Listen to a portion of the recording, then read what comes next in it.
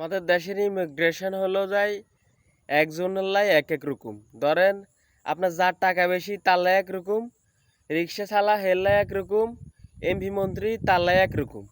ধরেন নুসরত ফারিয়ে তার ইমিগ্রেশনে ধরেন ধরি হেলাইছে। তো ধরেন এরকম যদি আরও বহুত নেতাকর্মী সকলের ধরি হেলাইতো তাহলে আঙ্গ দেশের তো ধরেন আপনার কই অনেক হাজার কোটি টিয়া বা ধরেন আপনার লুটফাট হয়ে যেত না বা ভাইরাসটা ফাঁসার হয়ে যেত না। তো এই নুসরত ফারিয়ার ইমিগ্রেশনে ধরছে, আব্দুল হান্দিমের ধরে নকিলে হে তো ইমিগ্রেশন হার করে গেছে না, হেতে উয়াদি চলে গেছে।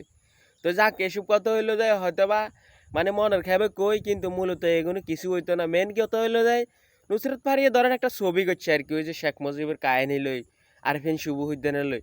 তখন এর কাজটা হইলো ভাই ছবি করা। হে যে এরকম ধরেন আপনার ইয়াটা হাইবে ওরকম ছবি করব বা মুভি করব। এখন হে দোষ কি? এখন যদি বিএনপি ক্ষমতা তাইয়ে বা জামাত ক্ষমতা তাইয়ে তখন যদি তাদেরকে নিয়ে একটা মুভি বানানো হয়, যদি ধরেন শাকিব খানের ধরে এই প্রস্তাবটা দেয়, তাহলে শাকিব খানে কি এই প্রস্তাবটা হালাইতে হারবো নি ভাই? যেহেতু আমলিক বা জামাত বা অন্য দল ক্ষমতা হালাইতে হারব।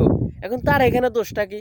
সে কিন্তু এই যে আর 5 আগস্ট বা আগস্ট যে আন্দোলনটা হয়েছে এই আন্দোলনও সে কিন্তু অনেক ইয়ে করছে আমরা দেখছি।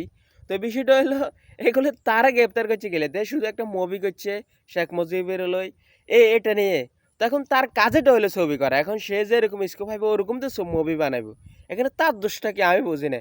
এখন আমার কথা হলো তারে ছাড়ি দেওয়া, আর যদি সে কোনো দোষ করে সেই দোষ হরিমানে তারে শাস্তি দেওয়া, আর নয়তো বা তারে যদি তার দোষ না হয় তারে মুক্তি দেওয়া। আমি মনে করি যে এটা